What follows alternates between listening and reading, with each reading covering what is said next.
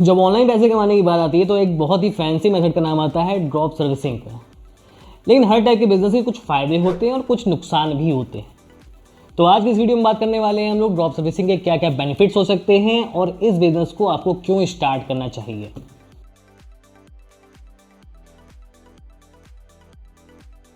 So point number 1, simple business model. किसी भी business को स्टार्ट करने के पहले हमें ये समझ लेना चाहिए, ये जज कर लेना चाहिए कि ये बिजनेस कितना सिंपल है और कितना मुश्किल हो सकता है।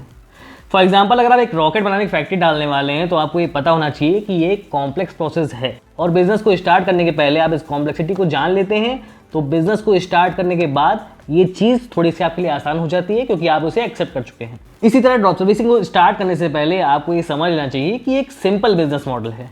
यहाँ पर पूरा फोकस आपकी मार्केटिंग पे होता है और आपके ह्यूमन रिसोर्स को हैंडल करने की स्किल पे होता है। मतलब आपको मार्केटिंग करके किसी क्लाइंट से अपने लिए काम को लाना है और आपको जिन फ्रीलांसर से काम करवाना है, जिन लोगों से काम करवाना है, उनसे काम लेने का स्किल आपके पास होना चाहिए। तो इन दो फैक्टर्स के साथ आप ड्रॉप सर्विसिंग ईजिली कर सकते हैं। मतलब आपके लिए सिंप्लीफाइड कार्यक्रम है। अब अगला क्वेश्चन आपका ये होना चाहिए कि दुनिया का हर बिजनेस इसी फ्रेमवर्क पे काम करता है कि हमें मार्केटिंग करके अपने लिए बिजनेस लाना है और कुछ लोगों से इस काम करवाना है। तो ड्रॉप सर्विसिंग इससे अलग कैसे है? तो जहां तक पहले फेज मार्केटिंग की बात है तो ड्रॉप सर्विसिंग किसी और बिजनेस से अलग नहीं है। लेकिन जब फ्रीलांसर से काम कराने की बात आती है तो यहाँ पर थोड़ा सा डिफरेंशिएट हो जाता है, क्योंकि यहाँ पर आपको किसी एम्प्लॉय को हायर नहीं करना होता है, आपको फ्रीलांसर्स को हायर करना होता है। और फ्रीलांसर्स को आप इजीली जज कर सकते हैं उनकी रेटिंग के बेस पे, उनके पिछले काम के बेस पे। तो यहाँ पर थोड़ा सा मॉडल डिफरेंशिएट कर जाता है और बिजनेस में थोड़ी सी सिंप्लिसिटी आ जाती है। सेकंड पॉइंट, लो स्टार्टअप कॉस्ट। एक सिंपल सी बात आप जानते हैं कि किसी भी बिजनेस को स्टार्ट करने के पहले उसके लिए एक बजट बनाया जाता है कि हमको इस बजट में अपनी शॉप खोलनी है, यहाँ पर इतने का सामान भरना है, ये हमारी मार्केटिंग कॉस्ट आएगी और तब हम सेल करके प्रॉफिट कमा पाएंगे। इसी तरह ड्रॉप सर्विसिंग के बिजनेस को स्टार्ट करने के पहले अगर हमको उसकी बजटिंग करनी पड़े तो हमें एक सिंपल सी वेबसाइट बनानी होगी जहां पर हमें अपनी वर्क डिटेल्स देनी होगी, हमने पहले क्या काम किया हुआ है और हम क्लाइंट को क्या क्या दे सकते हैं, ये सारी लिस्टिंग करनी पड़ेगी। वहां पर वेबसाइट स्टार्ट करने के लिए आपको एक डोमेन लेना पड़ेगा जो करीब 1000 रुपए के आसपास पड़ेगा। एक होस्टिंग परचेज करनी पड़ेगी जो 1 साल के लिए करीब आपको 3000 रुपए की पड़ेगी। और अगर आपको वेबसाइट बनानी आती है तो इसके अलावा कोई आपका एक्सपेंस नहीं होगा।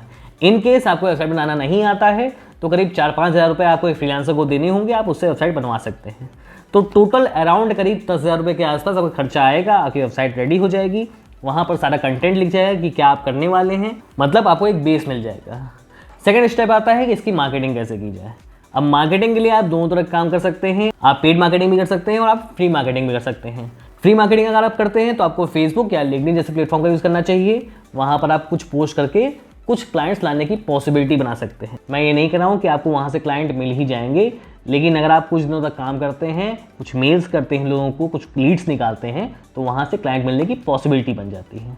अगर आप पेड मार्केटिंग करते हैं तो यहाँ से आपको क्लाइंट्स जल्दी मिल सकते हैं, लेकिन आपको यहाँ पर खर्च करना पड़ेगा।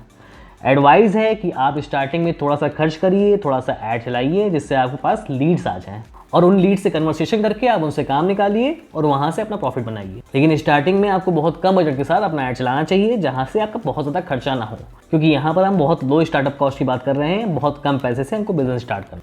तीसरा बेनिफिट आता है अनलिमिटेड इनकम पोटेंशियल।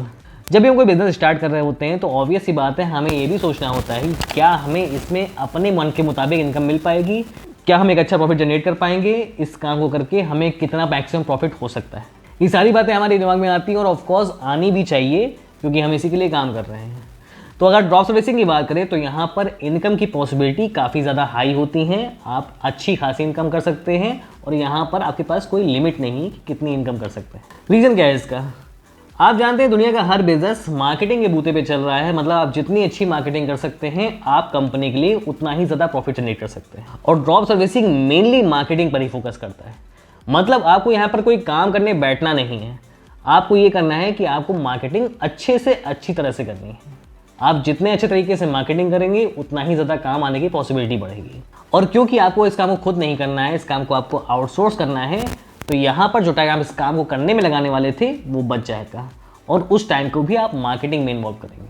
मतलब आप जितना अच्छा मार्केटर बन सकते हैं आप अपने लिए इनकम की पॉसिबिलिटीज़ को उतना ही बढ़ा सकते हैं इसमें।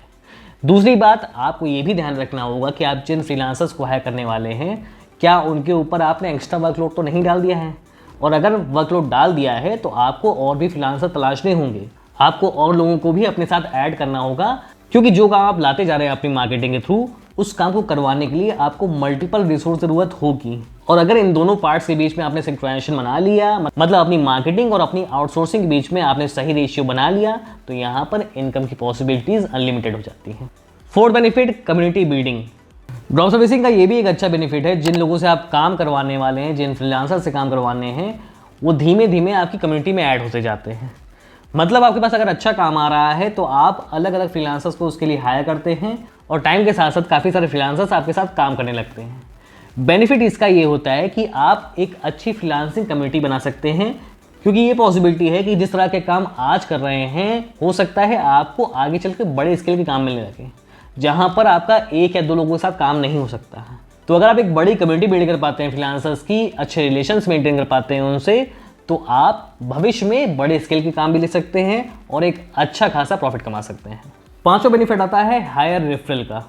ये हायर रेफरल का बेनिफिट ड्रॉप सर्विसिंग के केस में भी अप्लाई होता है और किसी भी बिजनेस जो कि सर्विस प्रोवाइड कराता है उसके केस में अप्लाई होता है। इसका एक मोटा रीज़न ये है कि जब हम कोई प्रोडक्ट परचेज करते हैं तो जनरली उसमें आफ्टर सेल सर्विस कम होती हैं, कंपैरेटिवली उतनी नहीं होती हैं।